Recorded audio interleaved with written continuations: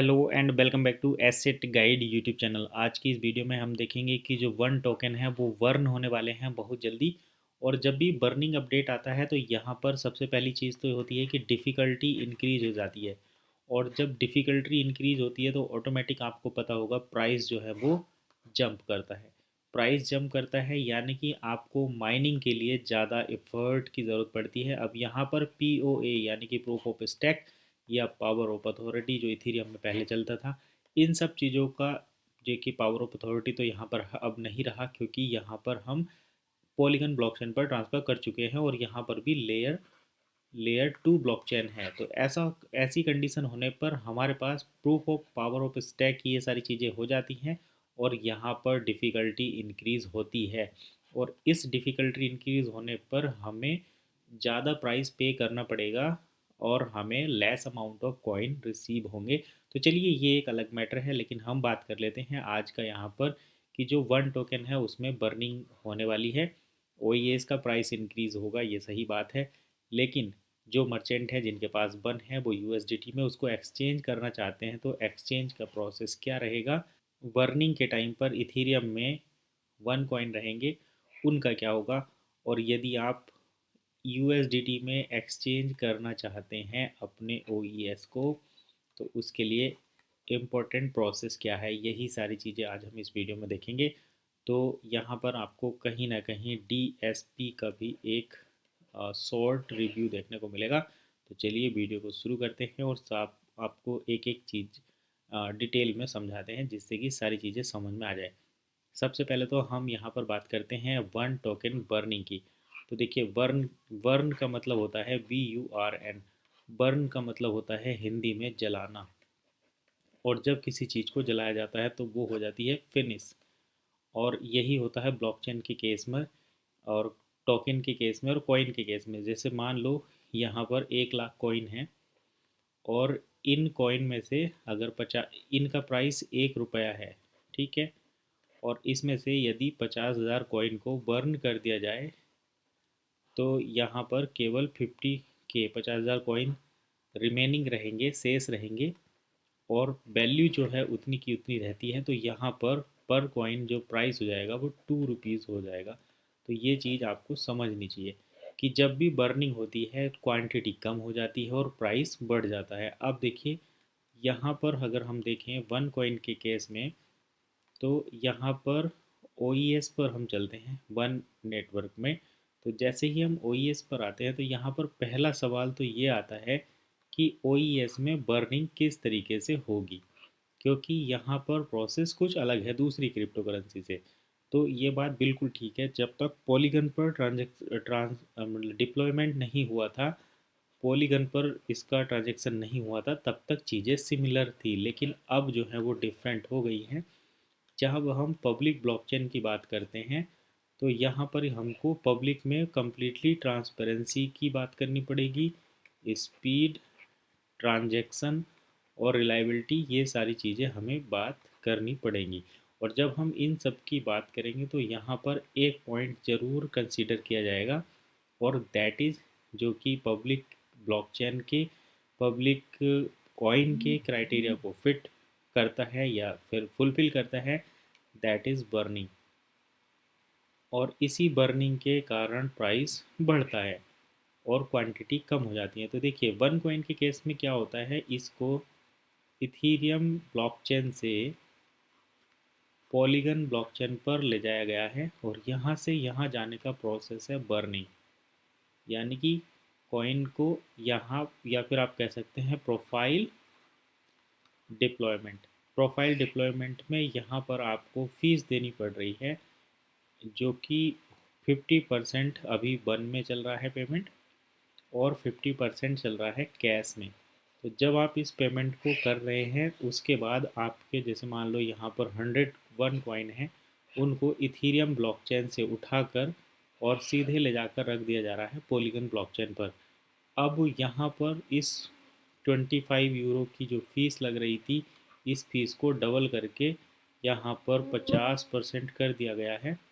और ये फ़ीस कुछ लोगों को ज़्यादा लग रही है, जिस वजह से जो लोग इथीरियम पर हैं वो अपने अकाउंट को पॉलीगन पर लेकर नहीं जा रहे।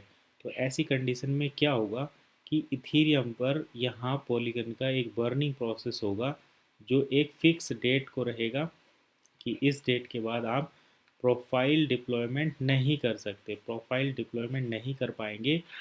तो यहाँ पर जो इथीरियम ब्लॉकचेन पर कॉइन है और जो पॉलीगन पर कॉइन है, तो पॉलीगन वाले कॉइन अस्तित्व में रहेंगे और यहाँ के जो वन रहेंगे, यहाँ पर जो वन या OES रहेंगे वो एक्टिव रहेंगे, लेकिन यहाँ जो रहेंगे वो इनएक्टिव हो जाएंगे। हालांकि अपने आप वन एकेडमी के कोर्स को एक्सेस कर पाएंगे क्योंकि ये आपका राइट्स है, आपने पे किया है फॉर द कोर्स। बट ये इथीरियम वाले कॉइन वो यूज़लेस हो जाएंगे, आपसे इनको खो जाएंगे। बर्निंग का मतलब ही ये है, यानी कि जितने पॉलीगन पर आएंगे, जैसे मान लो पॉलीगन पर अगर 1 करोड़ कॉइन ही आए हैं तो उनका ही अस्तित्व रहेगा। जैसे यहाँ पर अगर हम बात करें 250 मिलियन बिलियन की, तो उसमें से अगर यहाँ पर केवल 100 मिलियन ही आते हैं तो इनका ही वजूद रहेगा। ये एक नंबर के तौर पर मैं कह रहा हूँ, जितने पहले थे उससे कोई फ़र्क नहीं पड़ेगा। तो ये प्रोसेस आपने समझा। अब हम दोबारा से उसी प्रोसेस पर चलते हैं कि बन से USDT का एक्सचेंज प्रोसेस क्या है। बर्निंग हमने समझ लिया, बर्निंग क्या होती है। अब हम बन से USDT का एक्सचेंज प्रोसेस समझते हैं। एक्सचेंज प्रोसेस को समझने के लिए हमें चलना पड़ेगा डील सेकर पर। डील सेकर एक, जैसे आप ये तो जानते ही हैं कि वन एक मर्चेंट कॉइन है। मर्चेंट कॉइन का मतलब इस कॉइन को आप मर्चेंट के तौर पर यूज करके ही एक्सचेंज कर सकते हैं। ये इससे आपको एक्सचेंज प्रोसेस का पता चलेगा। आप कोई भी प्रोडक्ट या सर्विस वन के माध्यम से बाय सेल कर सकते हैं। उससे आपके जो वन क्रेडिट होंगे उसको आप DSP यानी कि डील सेकर पूल के माध्यम से 12 मंथ के टाइम पीरियड में एक्सचेंज के लिए लॉक करेंगे और वहाँ से आपको वो USDT में कन्वर्ट होकर मिलेंगे। और यही प्रोसेस है बन का एक्सचेंज में। अब जैसे आप कहेंगे कि भाई मेरे पास तो कोई प्रोडक्ट है नहीं, मैं किस तरीके से यूज़ करूँगा। तो हर एक इंसान कोई ना कोई प्रोडक्ट या सर्विस को यूज़ करता है। या तो आप सर्विस में डीलिंग करते हैं या प्रोडक्ट में डीलिंग करते हैं, तभी आप सर्वाइव कर रहे हैं और इस वीडियो को देख पा रहे हैं। तो यही कंसेप्ट है वन इकोसिस्टम कॉइन का। अगर आप डील चेकर को यूज़ करेंगे, अपने जो एग्जिस्टिंग प्रोडक्ट आप कंज्यूम करते हैं उसको बाय करेंगे डील चेकर से, या जिनको आप सर्विस प्रोवाइड करते हैं या प्रोडक्ट की सेलिंग करते हैं उसको आप डील चेकर के माध्यम से अगर सेल करेंगे, तो यहाँ पर आपको मर्चेंट कॉइन रिसीव होंगे जिनको आप DS पूल के थ्रू यूज़ कर सकते हैं एक्सचेंज के लिए। तो जो कॉइन यहाँ पर एक्सचेंज होंगे डील सेकर पर, उनको आप विड्रॉल कर सकते हैं। विड्रॉल कर सकते हैं आप अपने USDT वैलेट में, लेकिन यहाँ पर आपकी क्वांटिटी 500 होनी चाहिए, 500 यूरो की वर्थ होनी चाहिए, तभी आप उसको विड्रॉल कर पाएंगे अपने वॉलेट में। अदरवाइज आप उसको दूसरे तरीके से जो है कन्वर्ट कर पाएंगे। जैसे आपने अगर यहाँ पर 100 यूरो कन्वर्ट किए तो ये 100 यूरो आपके OES वॉलेट में आ जाएंगे, OES वैलेट में, और यहाँ पर इसको यूज़ कर पाएंगे दूसरे प्रोडक्ट परचेज करने के लिए या फिर ख़रीदने के लिए या फिर बेचने के लिए। तो ये एक तरीका है जिस तरीके से आप इसको कर सकते हैं एक्सचेंज। तो यहाँ पर हमने 2 प्रोसेस देख लिए। पहला प्रोसेस तो ये कि OES टोकन की बर्निंग क्या है, दूसरा ये कि वन को USDT में एक्सचेंज करने का प्रोसेस क्या है। तो इसके लिए आपको डील सेकर पर जाकर प्रोडक्ट को एक्सचेंज करना पड़ेगा और यहाँ से मर्चेंट कॉइन अपने बनाने पड़ेंगे, यानी कि जो प्रोडक्ट को बेचकर आपको कॉइन मिले हैं वही कॉइन मर्चेंट कॉइन रहेंगे, उसी को आप एक्सचेंज कर पाएंगे USDT में। 12 मंथ का टाइम लगेगा और ये हो जाता है। अभी कंपनी ने 180 मिलियन डॉलर करके यहाँ पर विड्रॉल प्रोवाइड किया है और ये नंबर्स हर महीने बढ़ता ही जाएगा। शायद ये 500 मिलियन तक पहुँच जाएगा बड़ी जल्दी, इतने मिलियन डॉलर। अब इथीरियम पर जो वन है उनका क्या होगा, यानी कि जो लोग पॉलीगन पर डिप्लॉय नहीं करेंगे, यानी कि जिनके, देखिए जिन्होंने पॉलीगन पर डिप्लॉय कर लिया है उनके कॉइन में यहाँ पर वन डेप्रिसिएटेड लिखा हुआ आएगा, और जिनके पर यहाँ वन ही आ रहा है दैट मीन्स वे इथीरियम पर हैं। और जो इथीरियम पर रहेंगे वो बर्निंग के टाइम पर, यानी कि डिप्लॉयमेंट की लास्ट डेट के बाद उनका बैलेंस हो जाएगा ज़ीरो, वो मतलब यहीं पर नंबर्स उनको दिखेगा, लेकिन उसको वो कहीं यूज़ नहीं कर पाएंगे, और यदि यूज़ भी करेंगे तो उन्हें पहले डिप्लॉय करना पड़ेगा और उसके लिए पेमेंट लगेगा। तो ये प्रोसेस है, यानी कि अगर आप अपने कॉइन को इथीरियम पर ही रखेंगे तो आप उनको खो देंगे, क्योंकि बर्निंग का मतलब ही वही होता है। अब हम बात करते हैं क्या ज़रूरी है एक्सचेंज के लिए। ये बड़ा इम्पोर्टेंट पॉइंट है। तो अगर आपको अपने OES USDT में कन्वर्ट करने हैं तो उसके लिए आपको दो तीन चीज़ों का ध्यान रखना है। पहली बात तो ये कि आपका KYC कंप्लीट होना चाहिए। दूसरा, आपका प्रोफाइल डिप्लॉय होना चाहिए।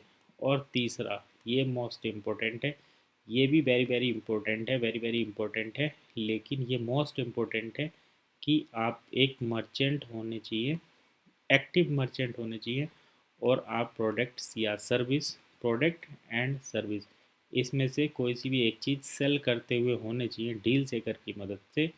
तभी आपके पास मर्चेंट कॉइन जनरेट होंगे, और उसी मर्चेंट कॉइन को आप डील सेकर पूल के माध्यम से एक्सचेंज के कर पाएंगे USDT में। तो यही था प्रोसेस, यही थी सारी इन्फॉर्मेशन इस वीडियो में हमने शेयर की। कुछ पॉइंट रह गया है तो भी कमेंट कर सकते हैं, पॉइंट छूट गया है तो भी कमेंट कर सकते हैं। अगर वीडियो हेल्पफुल लगी है तो इसको शेयर करना सभी लोगों के साथ, ताकि इन्फॉर्मेशन सभी तक पहुँचे। तो फिलहाल वीडियो को यहीं पर वाइंड अप करते हैं। मिलते हैं नेक्स्ट वीडियो में नई इन्फॉर्मेशन के साथ, नए अपडेट के साथ। तब तक के लिए कीप वॉचिंग एसिड गाइड।